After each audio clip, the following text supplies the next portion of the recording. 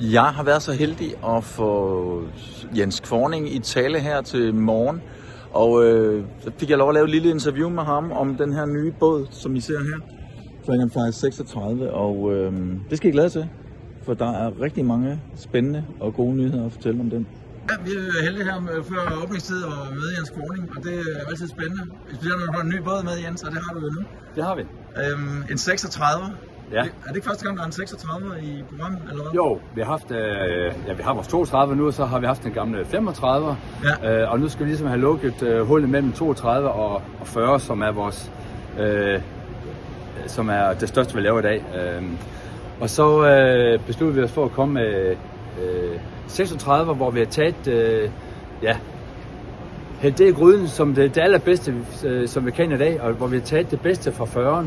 40'ernes cockpit har virkelig blæst os bagover, så det har vi taget det bedste fra 40'ernes cockpit over på 36 her, og så har vi fået ryddet op nede i båden og fået den gjort endnu mere lækker og bedre nede i båden, og så har vi simpelthen også gjort alt, hvad vi kunne for at lave båden teknisk bedre.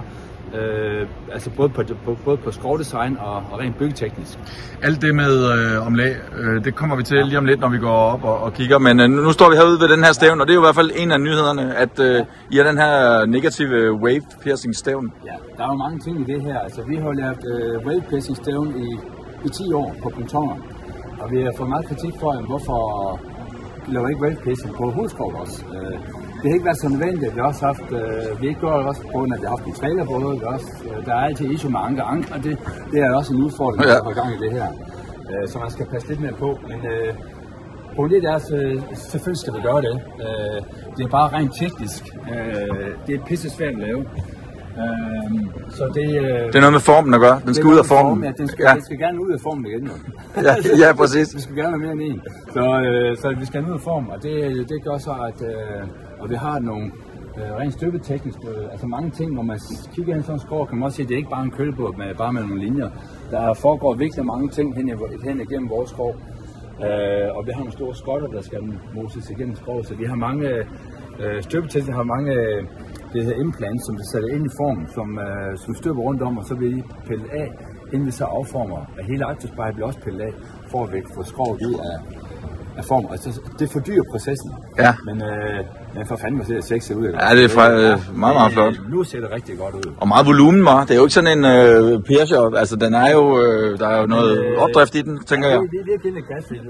Vi kan også se, at kølebåden bliver lidt rundt i næsen. Ja. Så det vil vi også gerne kvittere lidt for.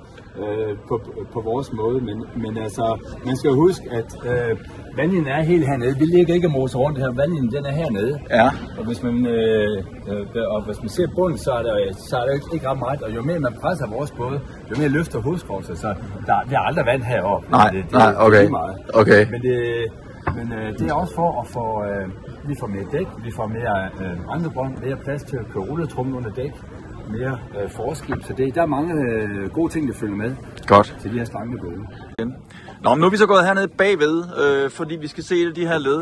Jeg havde jo engang selv en 800, og der var der jo en masse stål på, det ved jeg, det har været, altså i det her led har det været sådan en stålforing, eller hvad man skal kalde det. Du har sikkert et rigtigt ord. Ja. Men nu er det bare glasfiber, eller hvad det er, mod glasfiber. Ja. Er det rigtigt? Det er fuldstændig godt. Det er en drøm, jeg har haft i rigtig mange år. Så hele vores foldsystem er jo baseret, vores foldsystem er født 35 år i år, så det er baseret på et hængselssystem, hvor vi så har haft et glasfiberskov, og så har vi altid boldet et specielt rådsvendt beslag på, og så har vi haft nogle store fladjern ude her med masser af bolde i, og masser af bolde herhen, og så med nogle drejbolde her. Men nu vil vi gerne prøve at løfte barnet endnu højere og lave bådene lettere og billigere for kunden også, fordi det er dyrt ved både i Danmark. Så vi fjerner alt det her stål, undtagen aksel naturligvis, der er vi nødt til at stå. Ja. Altså til gengæld så den her stålstamme, eller aksel, den er jo blevet meget tykkere, end den plejede at være. Den er meget, meget tykkere, fordi at vi skal overføre høje kræfter over til kompositten. Også så vi er sikre på, at det holder, at du spreder kræfter ud på et større areal. Ja. Det er sådan set ret simpelt. Så nu vil vi lave det med meget kraftig komposit her, og det gør det meget simplere og meget med venligt at se på, og der selv altså alle folk tror rustfri, rustfri er også til dels rustfri, men det kan også nemt danne flyverust, og så tror folk, at det er et dårligt produkt, men det er bare så rustfri er. Jo højere du går op i kvalitet på rustfri, jo nemmere rust er det. Okay. Og så er der sådan nogle delrinforinger herinde, eller et eller andet? Ja, eller nylon, eller hvad der er sådan en delrinforing, sådan en teflonforing i, ja. Som den kører på? Som den kører på, ja. Det er alligevel utroligt, fordi jeg havde måske troet, at de her flancher var meget større, altså for at det kunne holde, da jeg lige læste, at I havde fjernet det der stål. Ja. Men det holder, mener du? Jeg tror, der er mange, der får pandering, hvis de tænker at sige noget andet her. Ja. Så ja, vi har virkelig gjort vores hjemmearbejde her.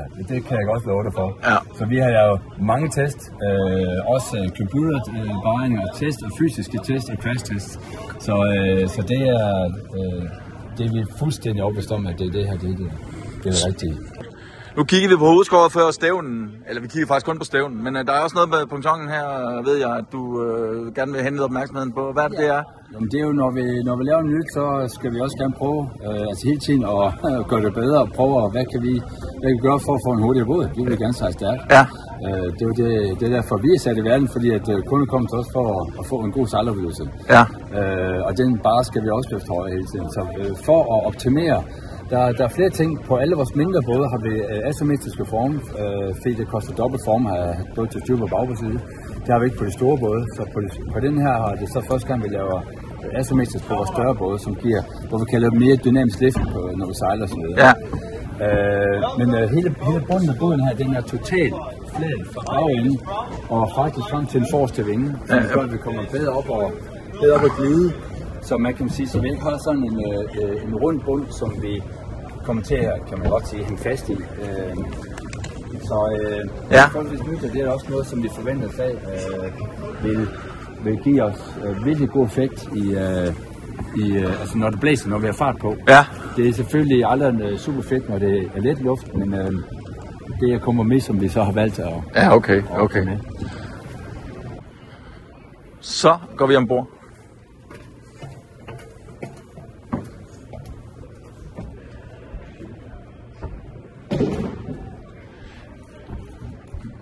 Det er jo en kæmpe platform. Altså, er den forholdsmæssigt bredere end de tidligere både har været, eller er det sådan samme forhold, eller hvad skal man sige?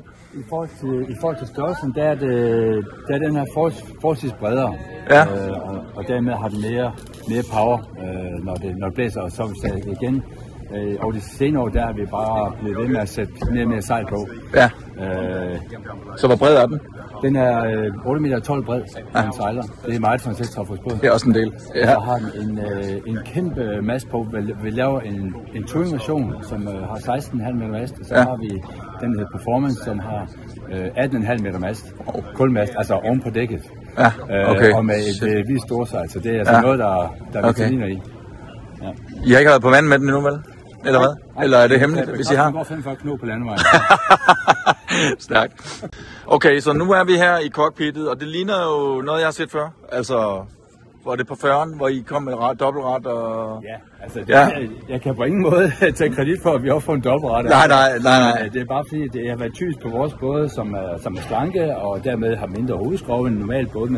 Men som over de senere år, der har vi så fundet ud af, at vi kan godt bygge båden bredere op over vingen, altså det er simpelthen så det ligner mere en normal båd. Ja. Så er vi også begyndt at tænke normal cockpit, det vil sige, at nu har vi så et cockpit med alle fald under dæk, hvor det forreste lille cockpit er totalt fri for tovværk. Det vil sige, at gæster ombord, de føler sig helt fri, og det ikke er vejen. Så har vi flyttet hele, kan man sige, sejlekøkkenet bagom hele. Ja. Så alt hvad der er til at styre sejl, det er herude bagved, herfra bagved. Og det vil sige, alle de her store 4 elektriske alarmspil, det er så elektriske spil, som er standard. De her både er sjove og så videre, men vi har meget power på. Der er virkelig meget drøm på alle, hvad der ligner. Ja. Så derfor skal vi sørge for at have de rigtige spil, og igen med el, fordi at vi sælger sjov ballade, og det er det ikke stort sveder, og det tager for lang tid. Hvor sidder de der knapper, man kontrollerer spil, når de sidder der? Ja, okay, godt. Og så det vil sige, at du kan både kontrollere dem, når du står bag rattet og her foran rattet. Ja. Så, og kører linerne ind der, så er det... Så kører linerne ned i nogle kasser her, Ja. og så kan de også køre ned i de kasser her.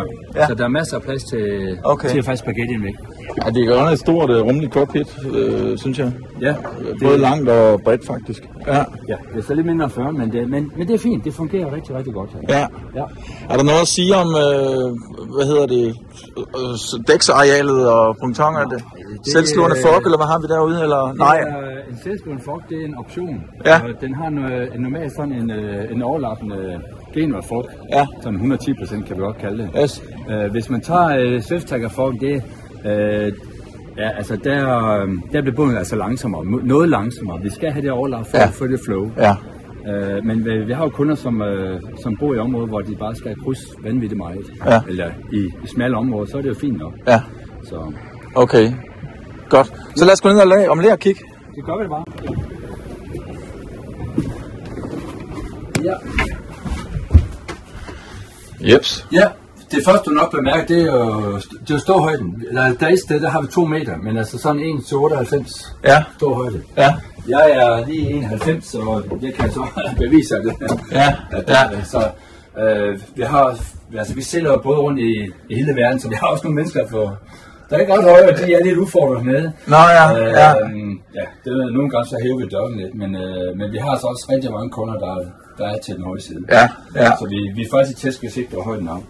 Så har vi pantræet her, som i en flerstålsbåd synes vi er meget, meget flot og stort. Og for første gang i mange år, det er helt tilbage for 20 år siden, vi havde vores 1200, men her har vi så et normalt kobberbræt og med en gasovn, altså gas, Ja. Ja. som selvfølgelig sidder fast, fordi vi hopper ikke rundt som en kølebåd.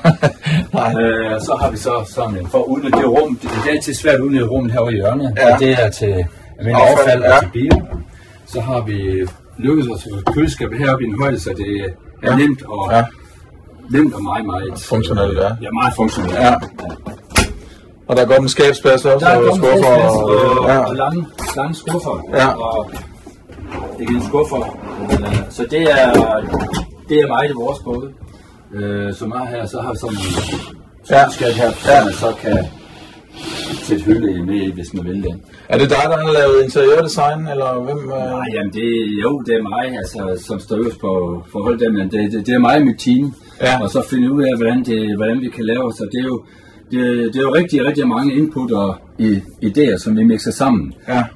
Så det kan ikke alene tage. Nej, men der er ikke sådan en ekstern interiørdesigner? Det er udviklet selv, ja. Okay. Altså jeg er jo træbådbygger, det er mange ikke tror, så jeg elsker træ. Det er derfor, kan man sige, at vi er en del atypisk, at når vi laver sådan nogle både, hurtige både og atypisk og ekstremt komposit, at vi så går ned og har så hyggeligt træarbejde her, men det er mit hjerte til. Det er hilsen fra Skandinavien. Det er også lækkert at røre ved. Det er lækkert, ja. Igen, altså nu gror træerne ikke sådan her nu, så vi skal lige hjælpe lidt med noget formspænd her. Ja. Klart. Jamen altså sådan her, så har vi sådan som det her, det kan folk godt lide at se, at man nemt og hurtigt kan komme ind og kigge på elektricitet. Og der har vi nu in-house lavet alt det her el nu også, så det har vi selv i vores egen butik nu. Ja. Så lige da jeg kom ind, så troede jeg, at det der var badet. Så tænkte jeg, gud, er der virkelig ikke mere plads hernede? Ja, men så... Nej, jeg blev sgu glædelig overrasket, vil jeg sige. Men så er der underskabet her bag. Ja. Så er der lidt ala 40'eren også. Ja. Hvor du har en meget, meget stor, generøs afterkøje med højde i, og det er dejligt at sidde hernede. Man kan sende ryggen op mod her og læse bøger og så videre. Ja. Yes, og så er der en folkehytte. Så er der en folkehytte, og et bad, som ligner det ikke på det andet båd, men den er lidt bredere foran at på grund af den, ja, på grund af den volumen, der I fik derude. Volumen, så er den faktisk den er meget, meget fin fodbredde foran. Hvor lang er den? Det er 2,10 meter. Er den virkelig det? Ja. Sandt. Okay. Og så badet her, der tror jeg altså ikke på, at du kan stå op inden. Er det rigtigt? Nej, det er lidt for mig. Der ved jeg i hvert fald godt, hvor loftet det er. Men det er jo lidt kompromis. Altså hvor vi fokuserer mere på resten af båden. Det er ikke toiletbad, vi offrer hele. Nej. Du vil ikke på. Nej. Nå, så starter de med åbner messen lige om et øjeblik. Jeg er super glad for, at jeg lige nåede at se det inden åbningstid. Det var noget. Men tillykke. Kunne vi godt sige salgstallet, eller hvad? Er det hemmeligt? Ja, det kan vi godt. Altså, vi er solgt 17 af dem, så... Well done. I er glade? Så er vi i gang. Stærk igen. Fortsat god messe. Tak.